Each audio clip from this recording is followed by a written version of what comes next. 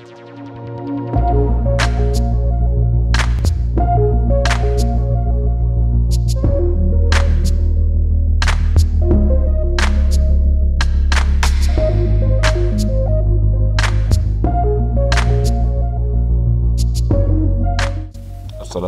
warahmatullahi wabarakatuh.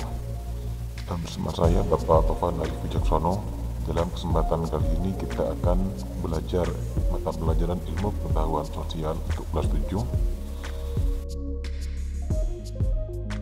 7, yang mana dalam pertemuan kali ini kita akan membahas tentang masyarakat Indonesia pada masa praaksara Hindu, Buddha, dan Islam.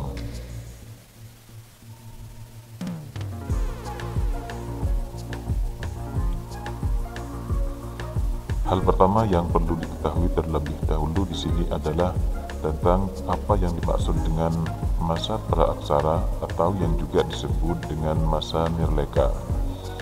Nah, dalam hal ini masa Nirleka, kata Nirleka itu sendiri berasal dari dua kata, yaitu nir yang artinya tidak ada dan leka yang artinya tulisan. Jadi yang dimaksud masa praaksara atau yang juga disebut masa Nirleka adalah zaman ketika manusia belum mengenal aksara atau tulisan sama sekali.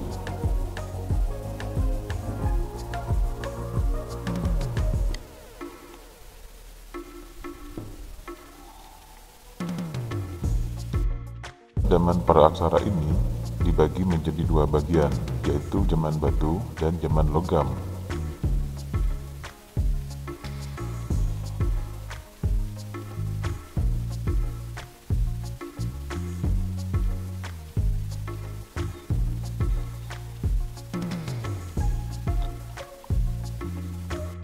Kemudian jika ditinjau dari aspek ekonomi, kehidupan manusia pada zaman prasejarah mengalami perkembangan, yaitu sebagai berikut. Yang pertama, zaman berburu dan mengumpulkan makanan tingkat sederhana. Kemudian yang kedua, zaman berburu dan mengumpulkan makanan tingkat lanjut. Yang ketiga, zaman bercocok tanam. Yang keempat, zaman perudakian.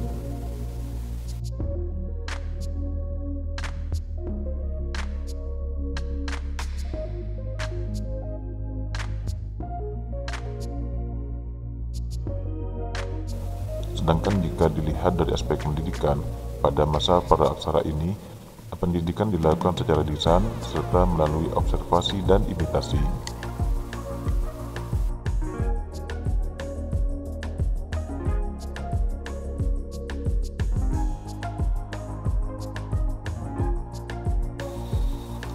Dan ketika manusia mulai mengenal pertanian, mereka hidup tetap di dekat sumber-sumber air yang kemudian memunculkan kesadaran untuk membangun suatu aturan atau mengatur kehidupan bersama.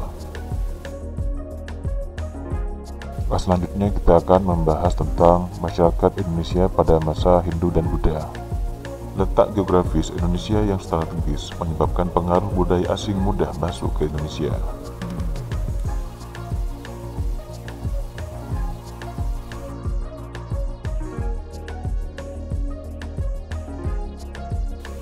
Dalam hal ini, teori yang diajukan para ahli mengenai masuknya agama dan budaya Hindu dan Buddha ada beberapa teori, yaitu teori Brahmana, teori Ksatria, teori Waisya, teori Sudra, dan teori arus balik.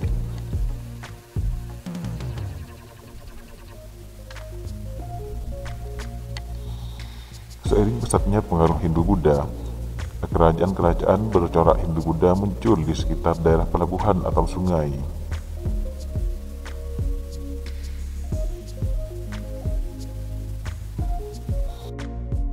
Dan kedatangan bangsa India yang membawa corak kebudayaan Hindu-Buddha lebih bersifat memperkuat tradisi agraris yang telah dimiliki oleh masyarakat Indonesia.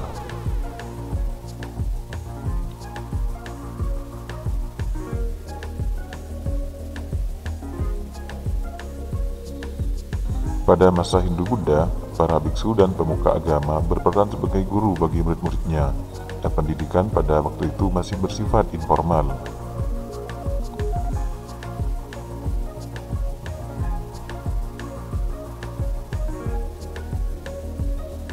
Dalam aspek politik, kebudayaan Hindu memperkenalkan konsep Dewa Raja. Konsep ini melegitimasi atau mengesahkan kekuasaan seorang raja.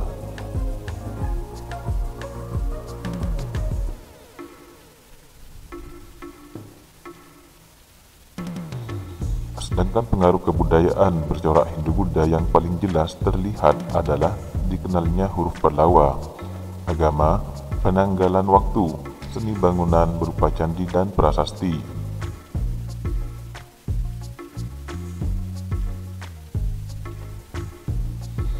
Nah, kemudian kita memasuki pembahasan masyarakat Indonesia pada masa Islam. Dalam hal ini ada 3 teori mengenai proses masuknya agama Islam ke Indonesia, yaitu yang pertama teori Gujarat, yang kedua teori Mekah, dan yang ketiga teori Persia.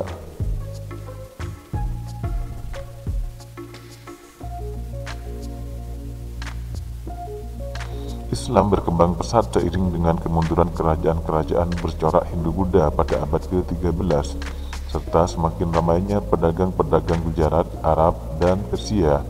Hal inilah yang membuat masyarakat Indonesia pada masa Islam sangat berkembang pesat.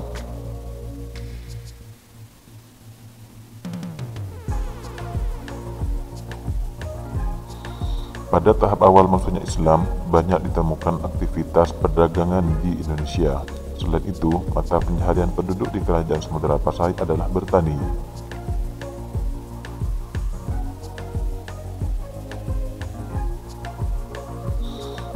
Kebudayaan Islam membawa pengaruh besar dalam sistem pendidikan masyarakat Indonesia.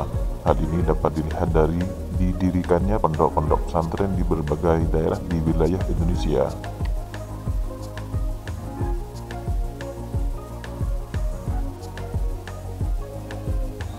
Kedatangan Islam membawa pengaruh besar pada kehidupan politik. Hal ini terlihat jelas dari pergantian sebutan raja menjadi sultan.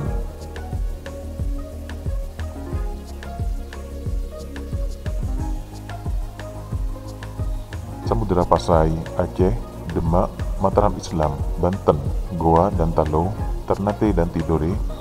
Kerajaan-kerajaan ini umumnya adalah kerajaan besar yang menguasai daerah pesisir pantai dan daerah pedalaman.